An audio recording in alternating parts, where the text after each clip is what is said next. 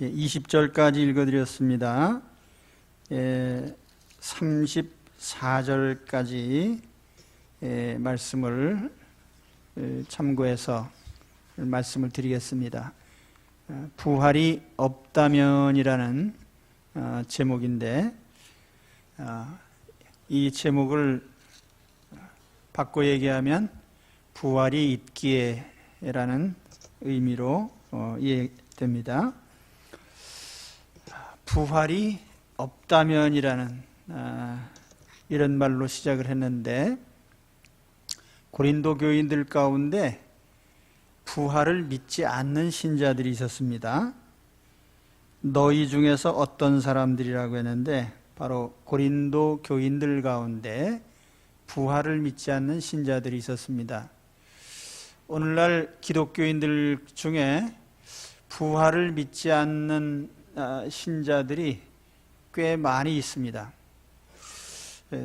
고린도 교회만의 문제가 아니고 우리 기독교 신자들 중에도 부활을 믿지 않는 신자들이 많이 있습니다.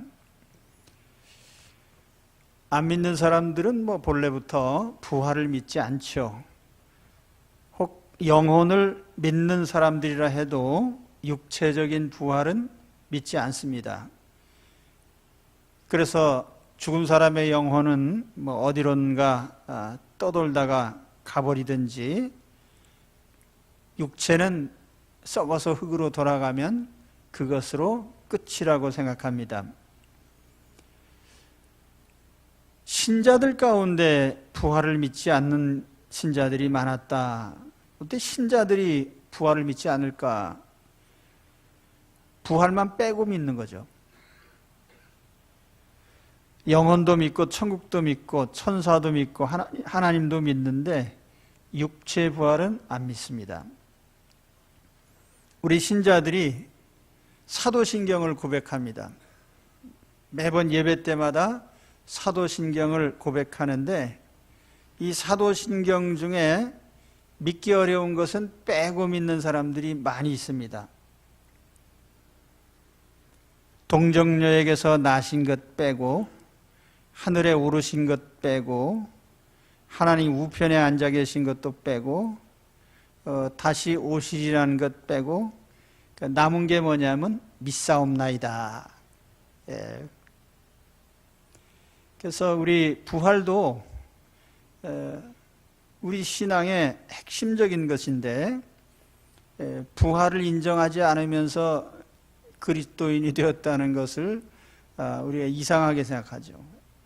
자, 오늘 부활에 대한 확신을 갖게 되시기 바랍니다.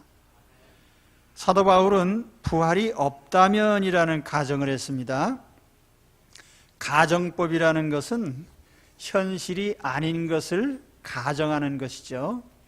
그러니까 부활이 진짜로 없다면 부활이 있다면이라고 가정을 했을 텐데, 부활이 없다면이라고 가정한 것은 부활이 하나의 중요한 사실이기 때문입니다. 우리 기독교 신앙은 부활 신앙, 예수 그리스도의 십자가 죽음과 부활이라고 하는 가장 중요한 토대 위에 세워졌습니다. 바울은 주님의 부활을 목격한 사람이에요. 목격자입니다. 부활하신 주님과 만난 사람이에요. 그래서 앞서서도 우리가 4절에서 8절까지 말씀 읽을 때에 주님께서 성경대로 장사 지낸 바 되셨다가 사흘 만에 다시 살아나시고 게바에게 보이시고 그러고서 맨 마지막에 나에게도 보이셨다. 이렇게 주님의 부활을 증언을 합니다. 만일 주님의 부활이 없다면 어떻게 될까? 이제 이런 가정하에 바울이 몇 가지 결과들을 얘기하는데, 첫째로 부활이 없다면 예수님이 부활하시지 않으셨을 것이다. 13절에 만일 죽은 자의 부활이 없으면 그리스도도 다시 살지 못하셨으리라.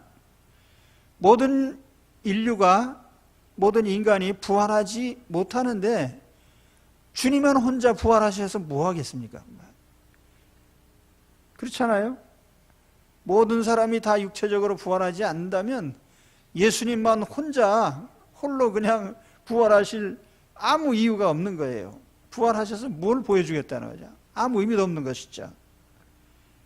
인간 육체의 부활이 있기에 예수님이 먼저 부활하신 것입니다. 그래서 예수님을 부활의 첫 열매라 그렇게 얘기했습니다. 우리가 농사짓 때 첫 열매를 수확하면 나머지도 다 추수할 것을 예상을 하죠.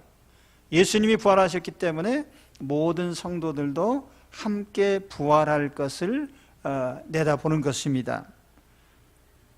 성도 부활이 없다면 예수님이 부활하지 않으셨을 거예요. 두 번째로 부활이 없다면 전도하는 것도 헛것이다. 14절에 보면 그리스도께서 만일 다시 살지 못하셨으면 우리의 전파하는 것도 헛것이요. 복음의 핵심은 예수님의 죽으심과 부활인데 부활이 없다면 우리가 뭐로 전도하느냐? 기독교는 아마 도덕률을 전하는 정도의 종교가 됐을 겁니다. 도덕률, 공자님의 가르침처럼 어떤 윤리적인 교훈이나 남긴 정도에서 끝날 거예요. 뿐만 아니라 사도들이 전한 것은 다 거짓이 될 것입니다. 15절에 보면 또 우리가 하나님의 거짓 증인으로 발견되리니 우리가 하나님이 그리스도를 다시 살리셨다고 증언하였습니다. 사도들이 예수님이 다시 살아나셨다는 것을 그들이 증거한 복음의 가장 중요한 알맹이로 전한 거예요. 근데 만일 부활하지 않으셨는데 부활하셨다고 전했으면 사도들은 사기꾼이 되는 거죠. 세상에서 제일 고등 사기꾼이 종교 사기꾼인데 만일 주님이 있지도 않은 그 일을 사도들이 전했다면 사도들은 다 사기꾼이죠. 그런데 사도들은 다 순교당했잖아요. 목숨을 버리면서 거짓을 증언했을까? 세 번째로 부활이 없다면 믿음도 헛것이다. 우리는 구원받기 위해서 예수님을 믿습니다. 만일 부활이 없다면 사람은 육체적인 죽음으로 다 소멸될 것입니다. 우리의 육체적인 불완전성 속에 죄악 속에 여전히 있고 속죄받지 못하고 여전히 죽음 가운데 있을 것입니다. 17절에 보면 그리스도께서 다시 살아나신 일이 없으면 너희의 믿음도 헛되고 너희가 여전히 죄 가운데 있을 것이요. 거기서 멈추지 않습니다. 부활을 믿고 세상을 떠난 신자들은 무덤 속에서 그냥 망할 것입니다. 18절에 보면 또한 그리스도 안에서 잠자는 자, 이게 잠자는 자는 죽은 자들이죠. 무덤 속에 있는 자들은 그냥 망하였으리라. 가장 비참한 것은 현재 우리들이죠. 오늘 1월 1일이고 휴일입니다. 그런데 피곤한 몸을 이끌고 자정에도 예배드리고 또 아침에 부지런히 준비하셔서 예배드리러 나왔습니다. 하고 싶은 것들을 다 참으면서 욕망을 제어하고 우리 하나님의 뜻을 따르기를 애쓰고 있잖아요. 술 먹고 싶은 거 참고 노름하고 향락에 빠지고 싶은 것도 참고 죄 짓고 싶은 거 참고 괴롭게 힘들게 견디면서 우리가 왜 하나님을 예배합니까? 부활을 바라보기 때문에. 19절에 보면 만일 그리스도 안에서 우리가 바라는 것이 다만 이 세상의 삶뿐이라면 모든 사람 가운데 우리가 더욱 불쌍한 자이리라. 왜냐하면 세상에 해보고 싶은 것도 못 해보고 그렇다고 부활도 없고 앞으로 기대할 것이 없다면 우리는 헛된 것을 기대하는 신자들이 될 것입니다. 부활이 없다면 예수님의 부활도 없을 것이고 부활이 없다면 전도도 헛것이고 부활이 없다면 우리의 신앙도 헛것이고 열심히 신앙생활하는 우리의 모든 수고가 다 헛것이 될 것입니다. 그러나 주님이 부활하셨기에 우리의 모든 삶이 의미를 가집니다. 그래서 사도 바울은 이 부활의 사실을 여러 가지로 또 다시 재론을 합니다. 부활이라는 것이 어떤 것이냐? 주님의 부활이 어떤 결과를 가져오느냐에 대해서 바울이 몇 가지를 얘기합니다. 첫째로 부활의 순서입니다. 20절에서 24절까지 보면은 그러나 이제 그리스도께서 죽은 자들 가운데 다시 살아 잠자는 자들의 첫 열매가 되셨도다. 사망이 사람으로 말미암았으니 죽은 자의 부활도 사람으로 말미암는도다. 아담 안에서 모든 사람이 죽은 것 같이 그리스도 안에서 모든 사람이 삶을 얻으리라. 그러나 각각 자기 차례대로 되리니 먼저는 첫 열매인 그리스도요, 다음에는 그가 강림하실 때에 그리스도에게 속한 자요, 그 후에는 마지막이니. 여기 부활의 순서를 쭉 얘기를 합니다. 첫째는 예수님, 첫 열매이신 예수님. 두 번째는 예수님께 붙어있는 성도들. 이 성도들도 무덤에 있는 자들이 먼저 일어나고 생존한 성도들은 신령한 몸으로 변화됩니다. 이것이 데살로니가전서 4장 16절 이후에 기록되어 있죠. 그리고 세 번째로 부활할 것은 모든 불신자들, 모든 사람들이죠. 심판의 부활이라 성경은 그렇게 말씀을 합니다. 두 번째로 부활의 시기입니다. 언제 부활하느냐? 23절에 보면 그리스도가 강림하실 때라고 이렇게 말씀을 합니다. 그리스도가 강림하실 때.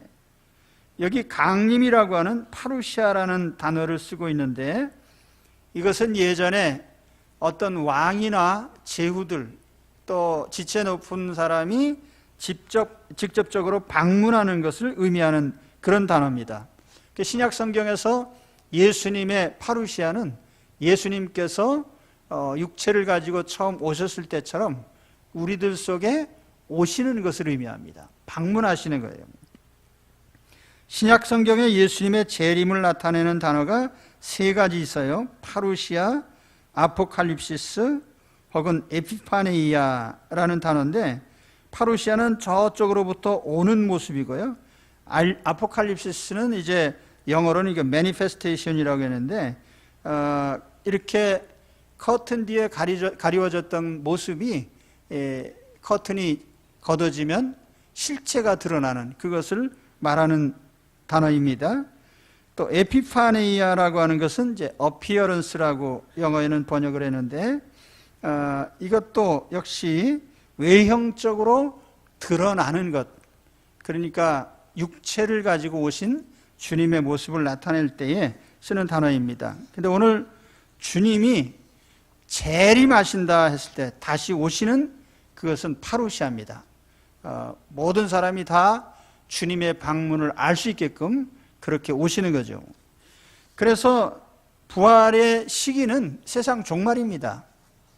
예수님이 재림하셨다건 곧 종말을 의미하는 거예요. 역사는 시작이 있고 종말이 있죠. 불교나 힌두교나 이런 종교들은 윤회관을 가지고 있습니다. 세상의 역사는 끊임없이 동일하게 반복된다. 원으로 표현하죠. 원. 끊임없는 회전, 반복. 그래서 사람이 특별한 게 아니고 무생물이나 생물이나 뭐 미물의 곤충이나 짐승이나 사람이나 뭐 이렇게 태어났다 저렇게 태어났다 하면서 계속 바뀌면서 순환한다. 이걸 이제 순환적 역사관이라고 합니다. 그런데 성경은 시작이 있고 마침이 있어요. 분명히 창조가 나타나잖아요. 창세기에 보면 하나님의 창조하심, 그리고 또 우주의 종말이 있습니다. 종말에 대해서 얘기를 해요. 시작이 있고 끝이 있죠. 모든 생명체도 마찬가지예요. 지구상에 현재 자연과학자들이 발견한 행성 중에 지구처럼 생명으로 가득 찬 이런 행성은 아직까지 찾아내지 못했습니다. 사실 없죠. 왜냐하면 오직 지구만이 생명으로 가득 차 있습니다. 왜냐하면 하나님이 여기에 생명을 만드셨기 때문에. 생명은 하나님의 창조물입니다. 이 세상은 우연히 존재하는 게 아니에요. 하나님께서 지으신 시작이 있고 마침이 있는데, 그 역사의 마침은 예수님이 다시 오시는 것으로 종료됩니다. 그 다음에 세 번째로 부활할 때에 나타나시는 주님의 모습인데, 처음 오실 걸 우리가 초림이라고 하는데, 예수님이 처음 오실 때는 종의 모습으로 오셨어요. 마구간에. 그래서 아무도 알아보지 못했어요. 그런데 다시 오시는 주님은 우주의 왕으로, 영광의 왕으로 오십니다. 예수님이 십자가에 못 박히실 때 빌라도나 예수님이 신문했던 사람들이 물어본 신분에 대한 확인. 근데 신분 확인이 마태, 마가, 누가, 요한복음에 딱 한 가지를 물어봅니다. 네가 유대인의 왕이냐? 그때 예수님께서 네가 말한 것이 옳다. 예수님의 십자가의 명패에도 유대인의 왕이라는 칭호가 붙어 있습니다. 그러나 예수님은 사실 유대인의 왕이 아니고 우주의 왕이시죠. 영광의 왕으로 오십니다. 예수님께서 내가 왕이니라 이런 말씀하셨는데, 오늘 말씀 24절에서 26절까지 보면 그가 모든 통치와 모든 권세와 능력을 멸하시고 나라를 아버지 하나님께 바칠 때라. 그가 모든 원수를 그 발 아래 둘 때까지 반드시 왕노릇 하시리니 맨 나중에 멸망받을 원수는 사망이니라. 세상 권력자들을 다 제압하시는 건 물론이고, 사망이라고 하는, 사람을 죽게 만드는 이 사망까지도 발 아래다 두신다, 이렇게 말씀하셨어요. 사망까지도. 그러니까 생명과 죽음, 모든 존재들의 왕으로서, 영광의 왕으로서 주님은 오신 것입니다.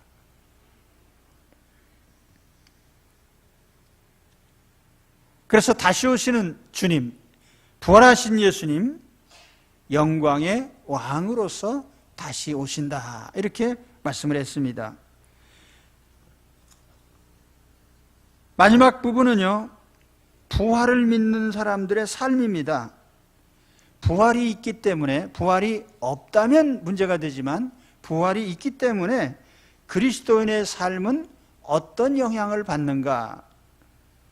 부활은 단순한 미래적 사건이 아니고 내세에 일어날 먼 훗날의 일이 아니라 현재의 우리의 삶에 영향을 줍니다. 부활을 믿는 자와 부활을 믿지 않는 삶이 전혀 다르죠. 부활을 믿는 자의 삶이 어떤 것입니까?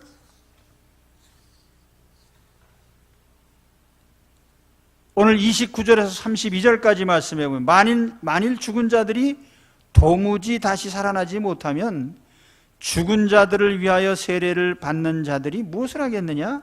어찌하여 그들을 위하여 세례를 받느뇨? 또 어찌하여 우리가 언제나 위험을 무릅쓰리요? 형제들아, 내가 그리스도 예수 우리 주 안에서 가진 바 너희에게 대한 나의 자랑을 두고 단언하노니 나는 날마다 죽노라. 내가 사람의 방법으로 에베소에서 맹수와 더불어 싸웠다면 내게 무슨 유익이 있으리요? 자, 요약한다면 첫째로는 죽음을 두려워하지 않는 삶을 삽니다. 죽음을 두려워하지 않습니다. 사도 바울 당시에 어떤 이단자들은 죽은 자를 위해서 세례를 받았어요. 죽은 사람을 위해서 세례받는 건 물론 잘못된 거죠. 그렇지만 그들이 가지고 있는 그 기대감, 죽은 사람들도 부활한다고 하는 그런 개념이 있기에 그들이 죽은 자를 위한 세례를 받았던 것입니다. 하물며 우리 그리스도인들이 세례를 받을 때에 우리는 단순히 썩어 없어지라는 생각으로 세례를 받지 않는 거예요. 우리가 세례를 받을 때에 그리스도와 함께 장사 지낸 바 되었다가 그리스도와 함께 일어난다고 하는 부활의 소망으로 세례를 받는 거예요. 그래서 우리가 세례를 물속에서 받을 때 물속에 쑥 들어갔다가 나오잖아요. 그때에 그 물속에 들어가는 것은 주님과 함께 십자가에서 죽는 것을 상징하고요. 물에서 나올 때 주님과 함께 부활하는 것을 상징합니다. 이것이 로마서 6장 4절 이하에 기록된 말씀이에요. 주님과 함께 죽고 주님과 함께 산다. 그게 세례거든요. 그렇기 때문에 우리는 생명부활의 씨를 가지고 사는 겁니다. 예수 그리스도를 믿는 사람들 우리 속에 생명부활의 씨가 있습니다. 가끔 가다가 뭘 해야 되겠습니까? 우리는 생명부활의 씨를 가지고 있습니다. 그래서 그 부활의 씨를 가지고 사는데 죽음을 두려워하면서 살 필요는 없잖아요. 그렇죠? 우리 농사 짓는 사람들이 제일 중요한 게 종자입니다. 종자 씨앗. 뿌리면 나오잖아요.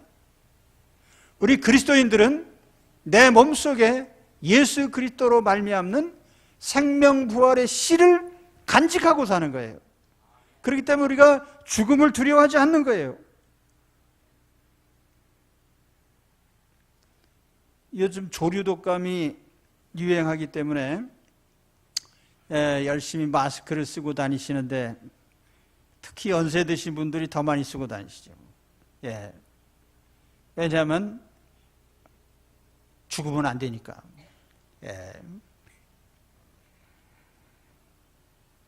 근데 조류독감으로 죽을 확률이요, 교통사고로 죽을 확률보다 10,000분의 1도 안 돼요.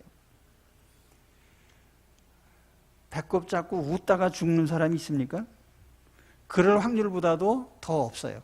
그러니까 걱정하지 마시고요. 근데 아무튼 우리가 세상에서 육체적인 죽음, 사람들이 제일 무서워하잖아요. 그런 사실은 우리는 육체적으로 반드시 죽게 되어 있습니다. 그런데 내 속에 생명부활의 씨가 있단 말이죠. 그걸 간직하고 있으니까 안심하고 살면 되는 거예요. 그러니까 바울은 난 날마다 죽어, 난 날마다 죽노라. 날마다 죽는다는 말이 무슨 뜻이에요? 바울은 복음을 전하다 보니까 사실 바울 자신도 네로 황제 시대에 참수형을 당한 것으로 알려져 있는데 날마다 죽음의 위험에 직면하는 거예요. 지중해 세계를 4바퀴 5바퀴 돈 사람 아니에요. 그러니까 가다 보면은 짐승의 위험도 있고 강도 도둑놈의 위험도 있고 때로는 파선에 사고가 나기도 하고 불의의 재앙도 있고 여러 가지 죽을 일이 많아요. 그 가운데는 박해자를 피해서 바울도 돌에 맞아 죽을 뻔하고 그래서 여러 차례 죽을 고비가 있었는데 여기 맹수와 싸운다는 모습도 나오잖아요. 짐승 앞에 놓이기도 하고. 그렇지만 죽음을 두려워하지 않는 거예요. 왜냐하면 부활의 씨를 가지고 있으니까. 할렐루야. 너무 죽음에 매여 살지 마십시오. 죽으면 어떻게 하나가 아니라 죽음은 죽으리라. 나는 생명부활의 씨를 가지고 있다. 이 믿음을 가지고 사시기 바랍니다. 또 두 번째는 향락과 유혹을 이기죠. 불신자들은 현세가 삶의 전부입니다. 그렇기 때문에 현세에 올인을 해야 돼.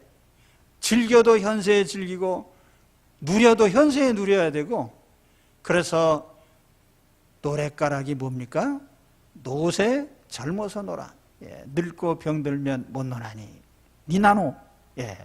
그러니까 현세에서 마음껏 놀아야 되는 거예요. 근데 우리는 그러지 않죠. 우리 그렇게 마음껏 하지 않습니다.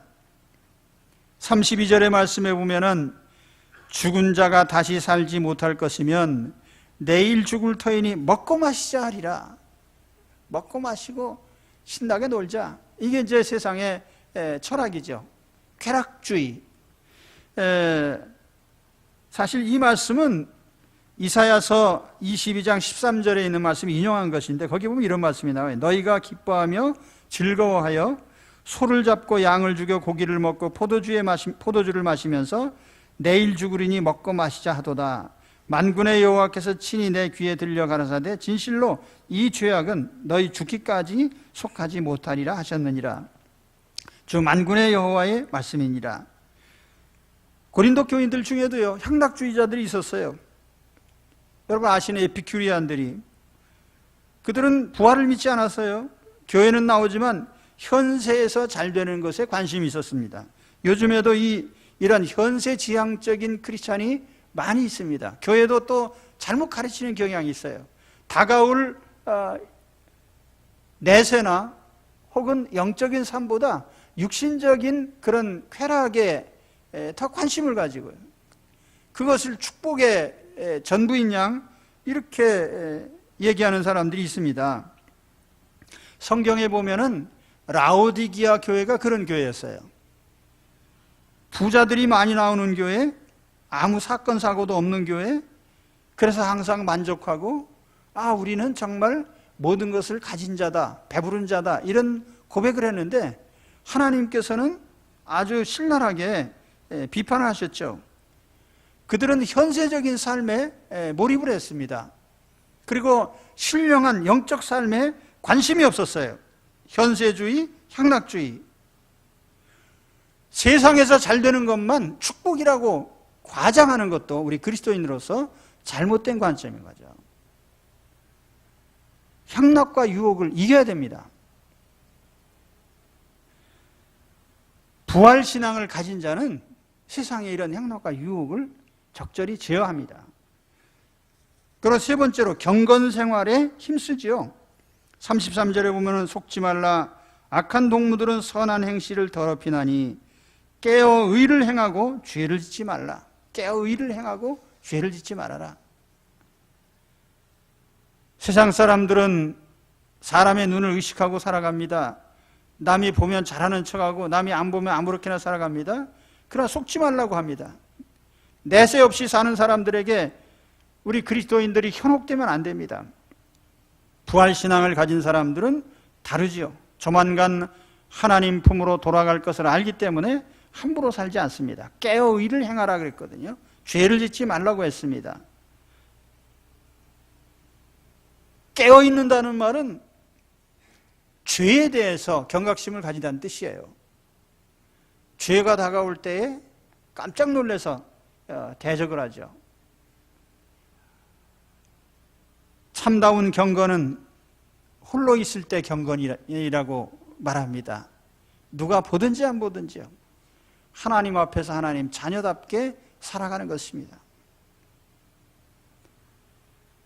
자, 마지막으로 말씀드립니다. 본문은 부활을 믿지 못하는 연약한 신자들을 위해서 주신 말씀입니다. 34절에 보면 하나님을 알지 못하는 자가 있기로 내가 너희를 부끄럽게 하기 위하여 말하노라.